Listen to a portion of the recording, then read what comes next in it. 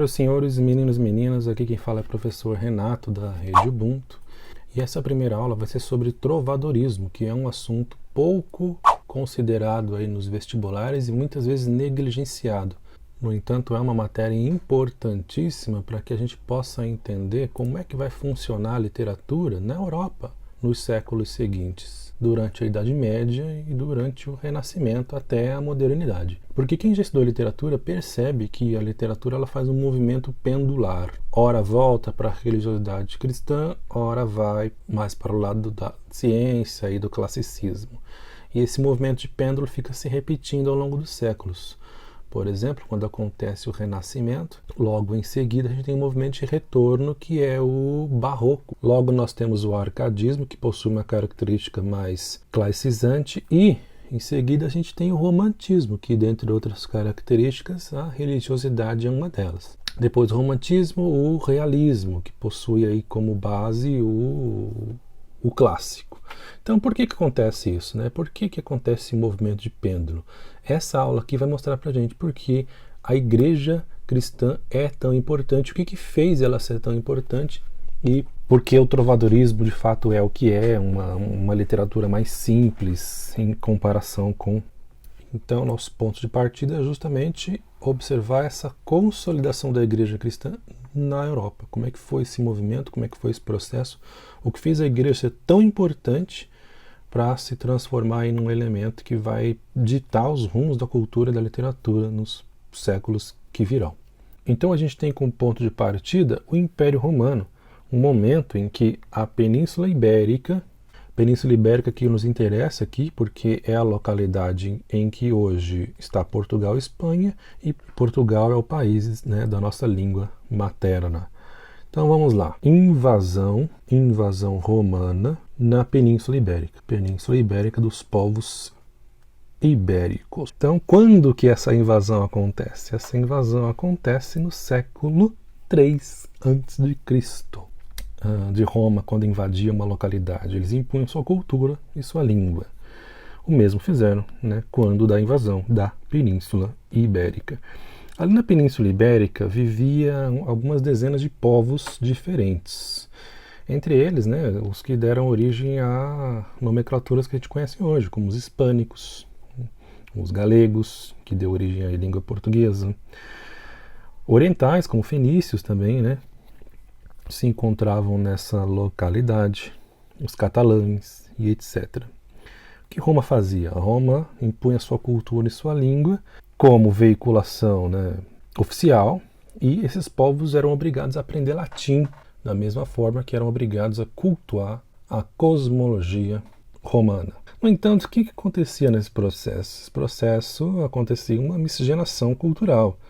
Então, esses povos todos aí passavam a criar hibridismos. O que é hibridismo? A partir de um elemento A, eu junto com um elemento B e crio um terceiro, né, um C.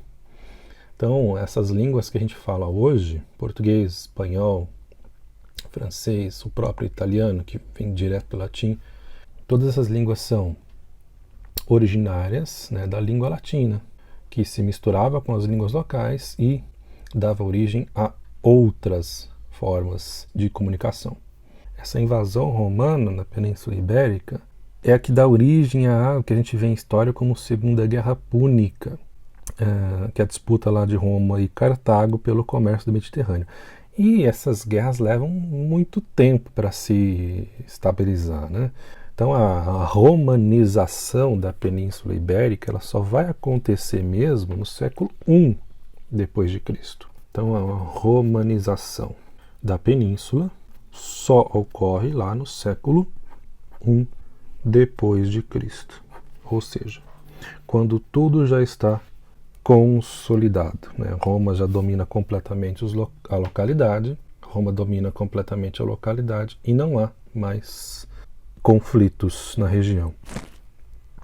E aí, de fato, que Roma impõe sua cultura, né? Veicula sua língua, e o pensamento clássico, aí, originário de Roma, é dominante na Península Ibérica. No entanto, olha só o momento que a gente está aqui. Século I depois de Cristo. O que aconteceu nesse século? Cristo nasceu, né? Jesus Cristo nasceu e o cristianismo aí começa a ser difundido não só no Oriente, mas também na Europa.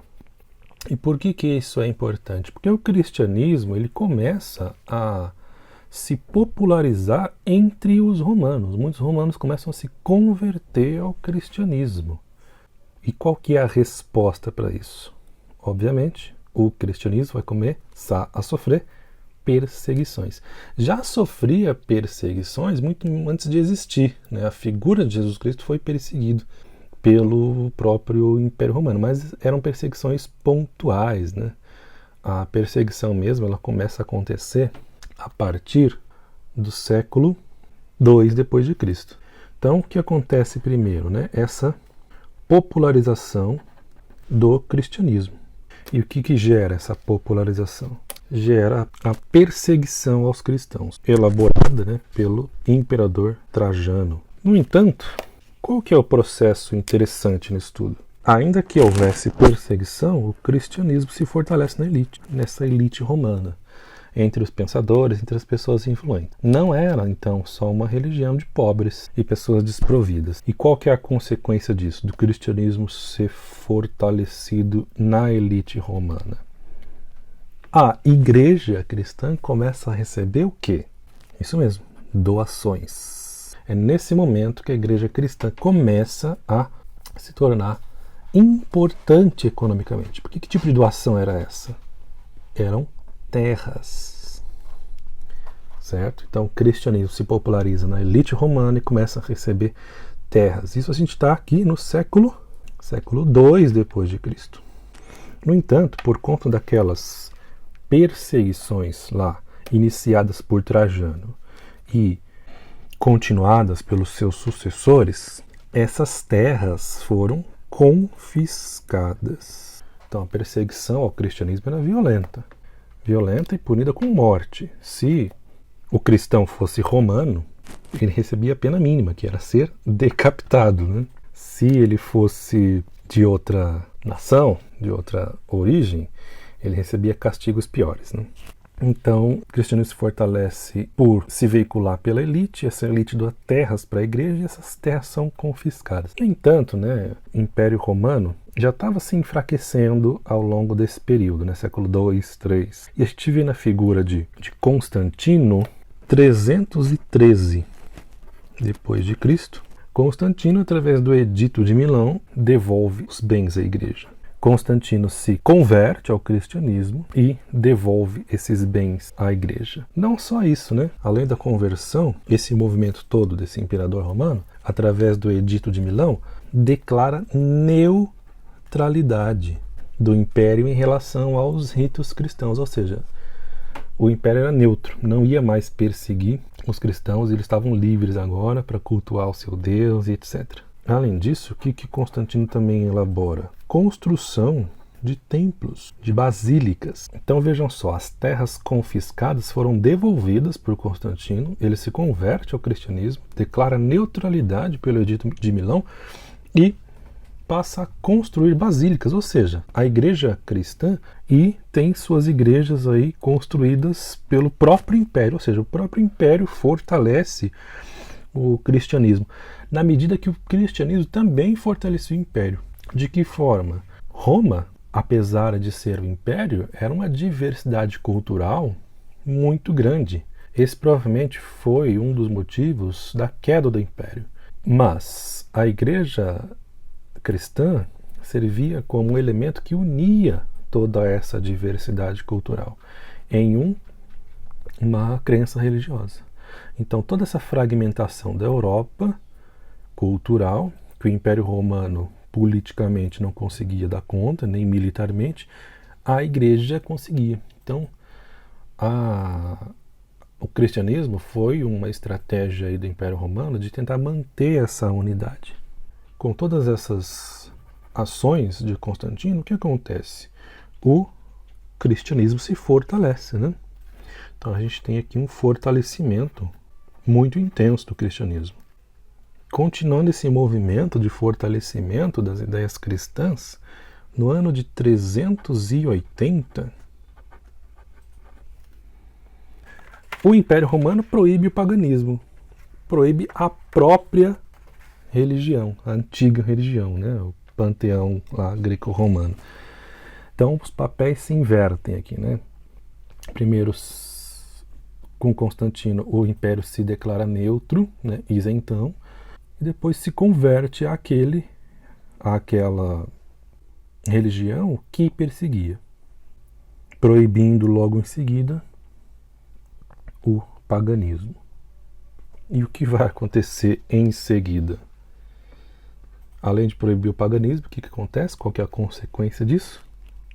Perseguição da religião pagã. Ou seja, de perseguida, a igreja cristã passa a perseguir. No entanto, com o passar dos anos, esse Império Romano continua no seu processo de enfraquecimento, né? Muito por conta das invasões bárbaras, né? Essas invasões fazem com que essa diversidade se espalhe e a igreja serve como elemento de união. Por quê? Porque começa a converter esses invasores bárbaros a essa religião cristã. No entanto, mesmo com todos esses esforços de se manter unido culturalmente, o Império Romano do Ocidente cai no ano de 476. A partir disso, o que acontece? Resultado dessas invasões, reinos se formam, reinos diversos. Então, o que nós temos aqui agora é uma Europa fragmentada. Quando o Império Romano sai de cena, a gente tem uma Europa muito diversa em fronteiras e cultura. O próprio império que se perdeu construiu um elemento que podia unir todos esses povos como elemento que une a cultura e a religião desses povos todos. A igreja serve como instituição reguladora.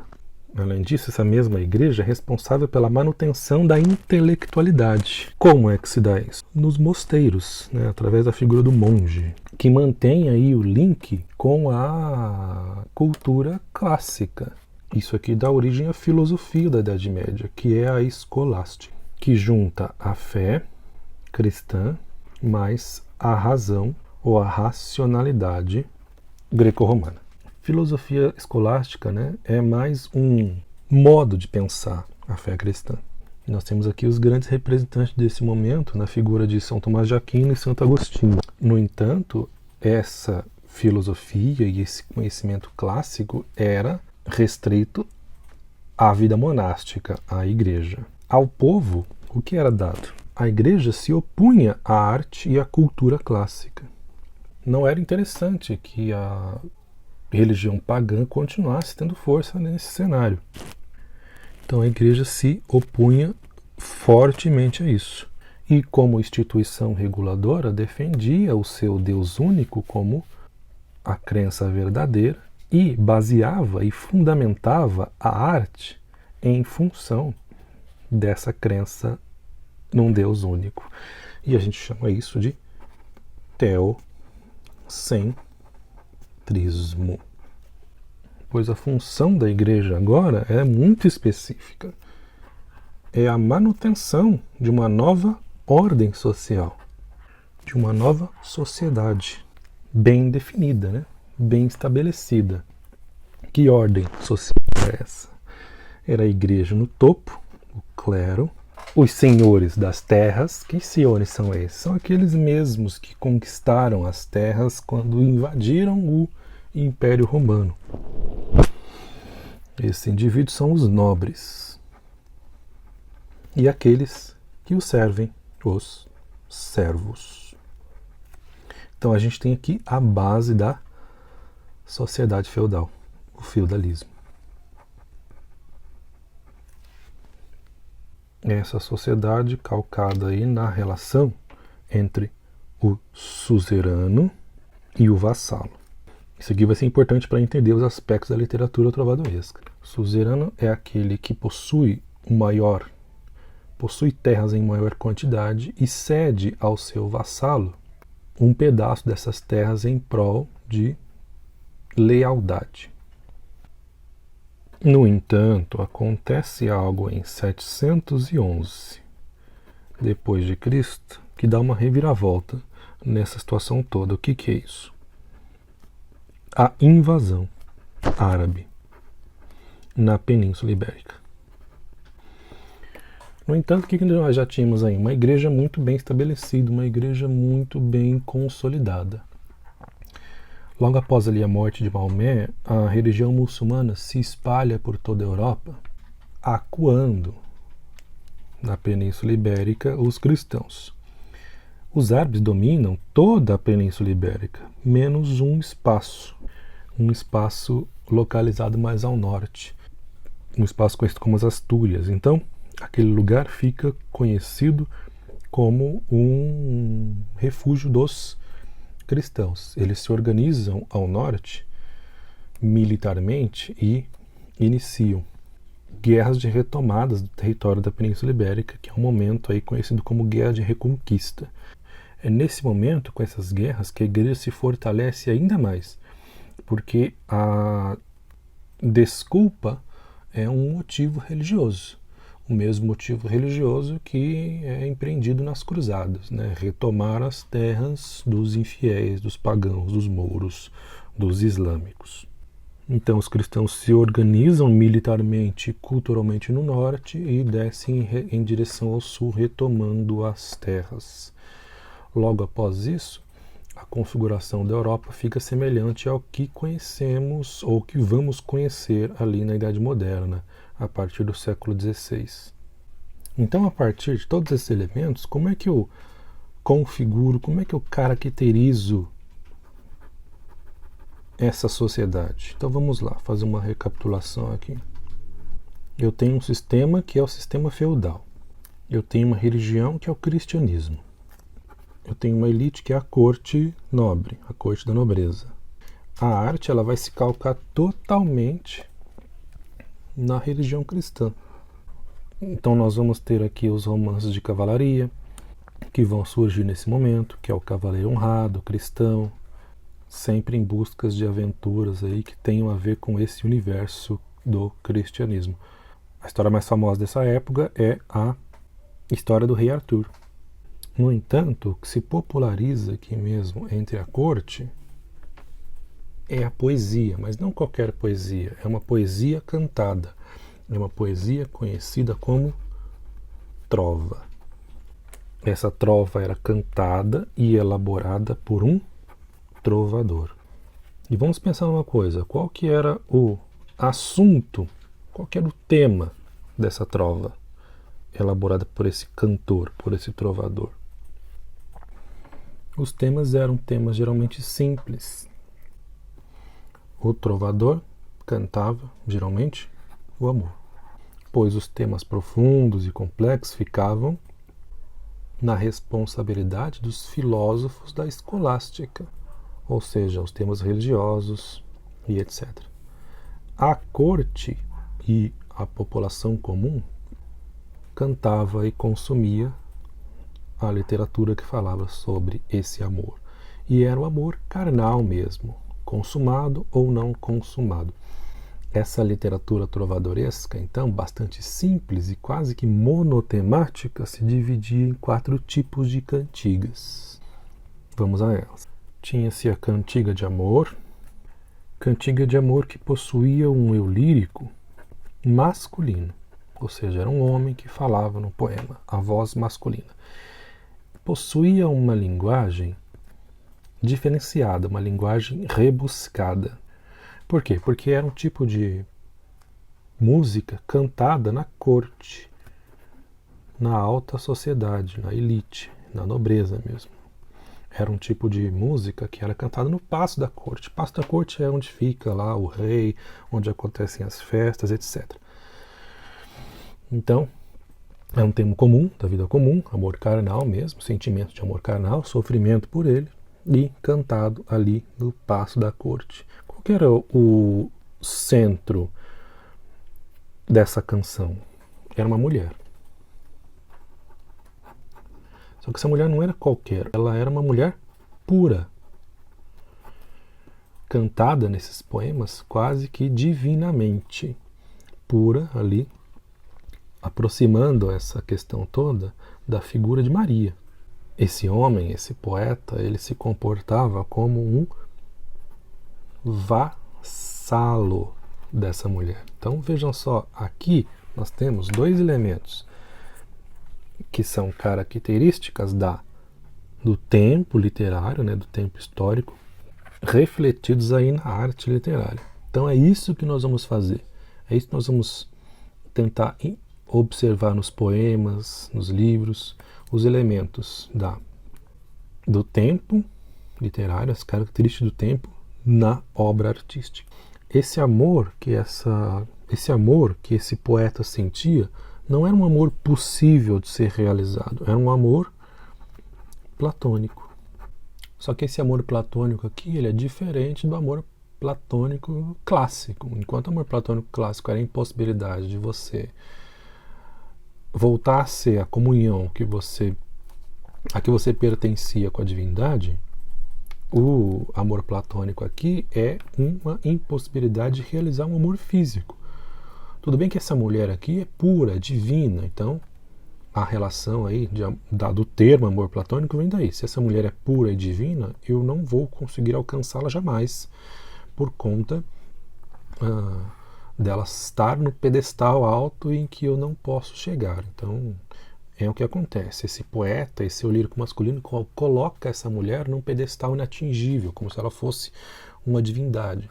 A releitura que existe aqui em relação à cultura clássica, ao termo cunhado pelo Platão, ao conceito cunhado pelo Platão, na verdade, a relação é essa, né? Essa mulher é pura e divina, assim como a divindade, e por isso que esse amor é um amor platônico, porque eu não consigo alcançá-la, jamais.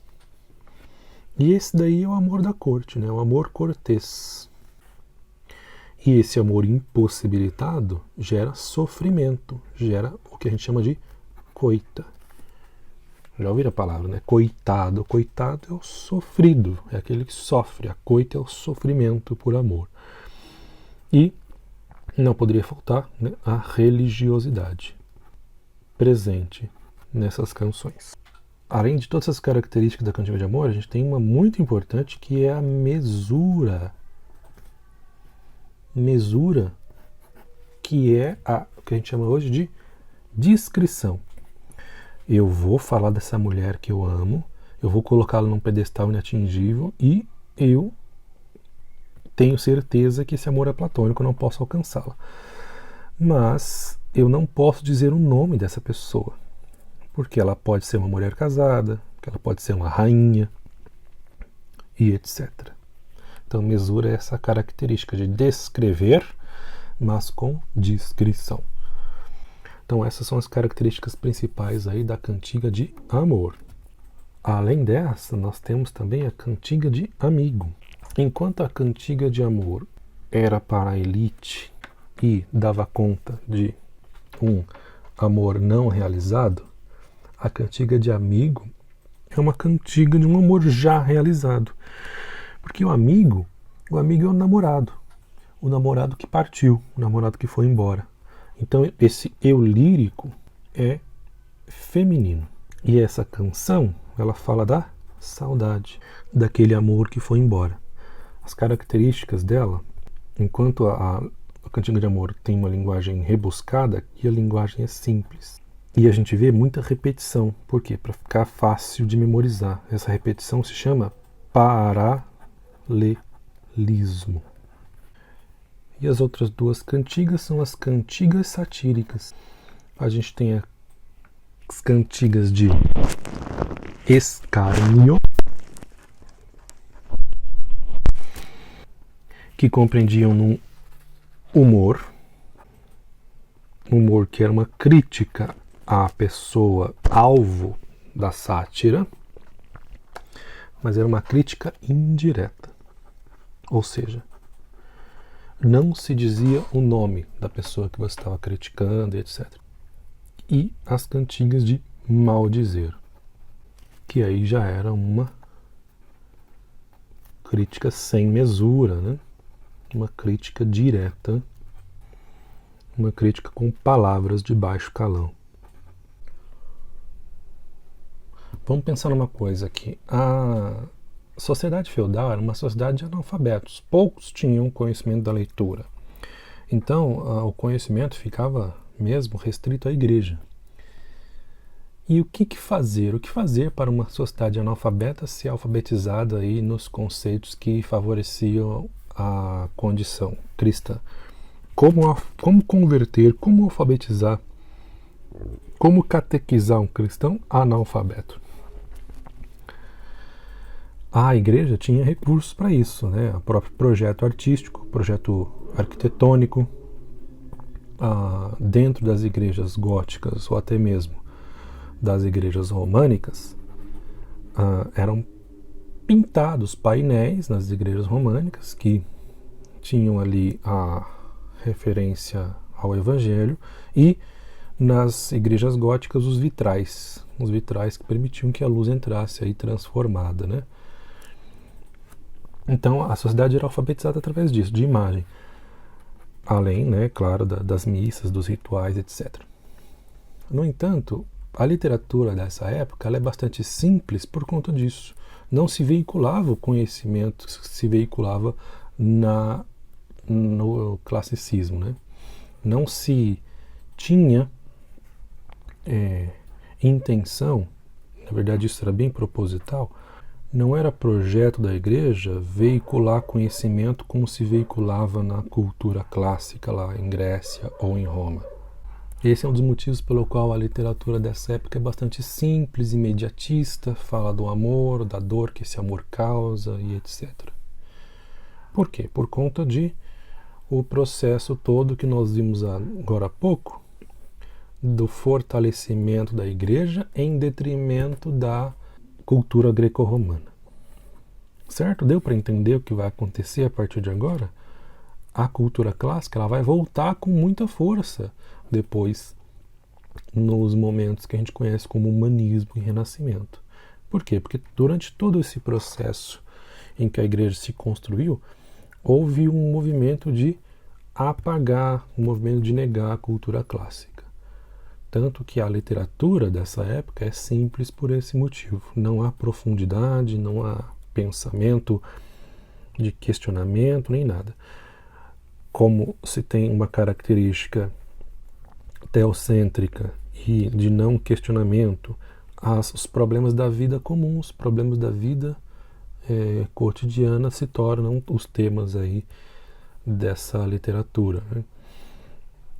Que é o amor não realizado, o amor impossível, ou o amor realizado e a saudade, as intrigas, né, nessa sociedade nobre que deu origem a esses poemas humorísticos, satíricos, né, o de Scarem e o de Maldizer. Vamos ver um exemplo deles.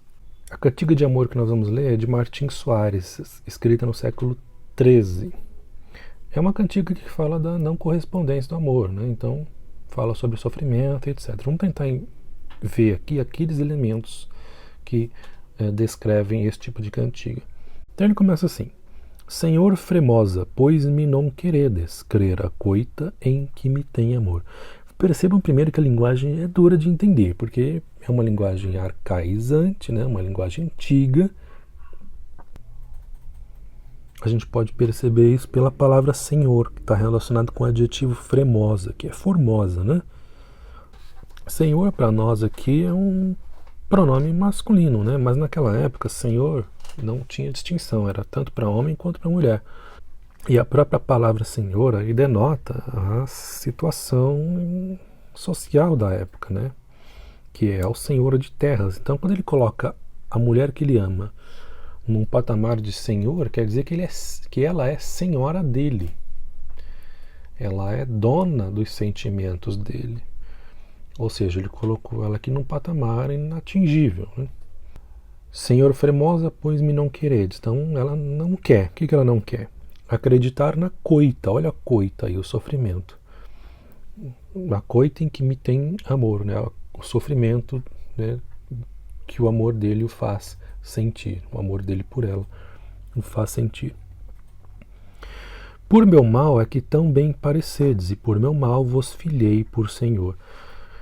E por meu mal também parecedes, né? E por a minha infelicidade é que você é muito bonita, ele quer dizer. A minha infelicidade é a sua beleza. Você é tão bonita que eu sofro por isso. O motivo e a minha infelicidade existe porque eu a tomei, eu te coloquei como senhora de mim. E por meu mal tão muito bem ouvi, ou seja, a minha infelicidade é porque eu ouvi falar bem de você. Ouvi quer dizer ouvir, né? Ouvir significa ouvir. Ouvi dizer de vós, por meu mal vos vi. A minha infelicidade é porque ouvi falar muito bem de você, porque ouço falar muito bem de você, ou seja, basta ouvir falar de você que eu já me sinto triste. Por meu mal vos vi, pois meu mal é quanto bem vos haveis. Ou seja, o meu mal é te ver, minha infelicidade é te ver. Pois quando eu te vejo, eu percebo todas essas qualidades que você tem. Ou seja, quanto bem vos haveis. Tudo que você tem de bom e de belo é aquilo que me faz sofrer. Ou seja, a mulher inteira, né? Basta ele ouvir falar dela que ele se entristece. Se ele vê-la, então, pior ainda, né? Então, todas essas qualidades, a beleza, a pureza dela faz com que o poeta sofra. E o poema, ele se calca nesse sofrimento, né? Ele vai falando e falando desse sofrimento. Vamos ver aqui os próximos versos. E pois vós da coita não lembrades. E pois vós da coita não lembrades. O que ele quer dizer com isso, né? Tá falando que ela nem sequer se lembra do sofrimento, nem pensa no sofrimento dele, como se ele fosse uma coisa insignificante para ela. Nem do afã que meu amor faz prender, nem do sofrimento que me prende a esse amor.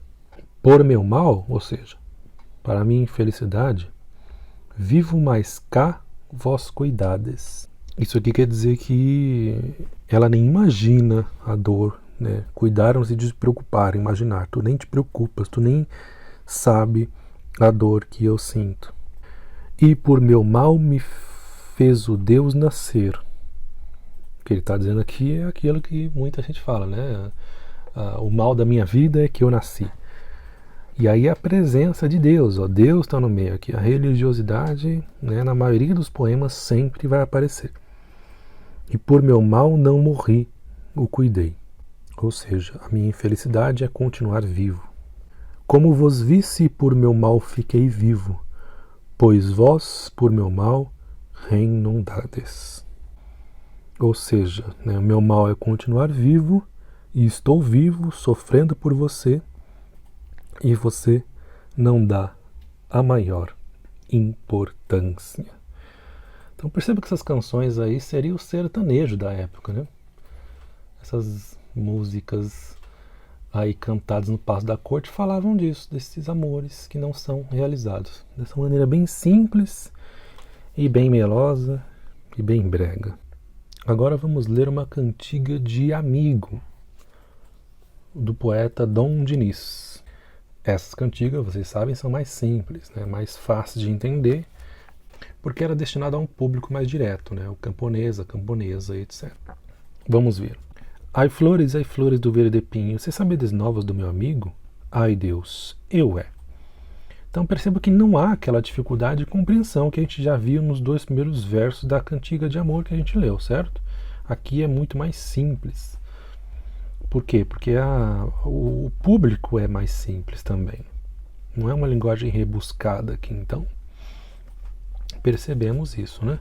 Sempre que a gente estiver lendo um poema, sempre que a gente estiver lendo um texto, tentar observar, né, durante essa leitura as características que definem o tempo, né? O poema, a poesia. Então, quando a gente viu lá a cantiga de amigo, qual característica que se sobressai? É a linguagem simples. O eu lírico também é feminino. Vamos ver se a gente consegue perceber isso aqui? Olha lá. Ai flores do verde ramo, você sabedes novas do meu amado? Ai Deus, eu é. Ora, aqui já sabemos, né, que o eu lírico é feminino, porque ela está falando meu amado. Você sabedes novas do meu amigo, aquele que mentiu e que pôs comigo? Então ela está procurando alguém e falando com Deus. Então a gente tem o elemento da religiosidade sempre presente. tanto na cantiga de amor como na cantiga de amigo, e ela está procurando alguém que foi embora, que é esse amigo. Amigo é namorado, né? Então é um amor já consumado, né, que acabou, que se foi. E ela está se dirigindo a Deus, perguntando a respeito desse amigo dela. Se sabedes novas do meu amado, aquele que mentiu, que me ha jurado, né, aquele que me machucou. E vejam só, né, é bastante repetitiva. Por quê? Para facilitar a memorização. Não é tão difícil de se ler ou de entender como uma cantiga de amor, e é mais repetitiva. A gente chama isso de paralelística. E a entidade pela qual ela se dirige responde para ela: olha só, vós me perguntades pelo vosso amigo, e eu bem vos digo que é são e vivo, que ele está bem, está vivo. Vós me perguntades pelo vosso amado, e eu bem vos digo que é vivo e sano. Repetiu, só trocou as palavras, né, de lugar. Eu bem vos digo que é são e vivo, e será vosso canto prazo saído. Esse canto de tristeza não se justificará, porque seu amado está bem. E eu bem vos digo que é vivo e sano, e será vosso canto prazo passado. Ou seja, você não vai precisar mais chorar, porque o seu amado está bem e são. Então veja lá, será que é verdade isso? Provavelmente não, né? Porque a gente está vivendo aqui um momento que é momento de guerra. E se esse amado for embora, ou ele deve estar num porão de uma barca, um projeto de navio aí, ou ele foi para a guerra. Então ele dificilmente vai voltar. Isso aqui é uma canção de consolo para as camponesas abandonadas aí pelos seus amigos, pelos seus namorados. As cantigas satíricas nós nem vamos ler porque elas não são tão importantes, e nos próprios vestibulares há uma tendência aí de nem cair trovadorismo. Mas qual foi a importância dessa aula? Entender o contexto de formação e consolidação da igreja e como isso vai ser importante nas escolas que seguem. Então, humanismo, que é a transição aí desse período para o Renascimento, vai ser bastante importante. E a gente vai retomar alguns conceitos, alguns acontecimentos do que aconteceu aqui na próxima aula, para entender o processo que vai fazer com que a Europa volte ao pensamento clássico, que foi o que imperou durante a Idade Antiga. Então é isso, espero que tenha sido importante, espero que tenha sido ilustrador essa aula, e nos vemos na próxima. Valeu, falou e até mais.